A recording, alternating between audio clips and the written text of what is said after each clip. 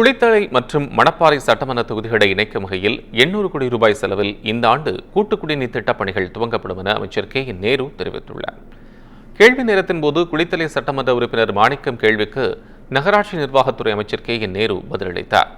அப்போது பேசிய அவர், குளித்தலை நகராட்சி அலுவலகத்திற்கு புதிய கட்டிடம் 3.50 கோடி ரூபாய் செலவில் கட்டப்படும் என்றார்.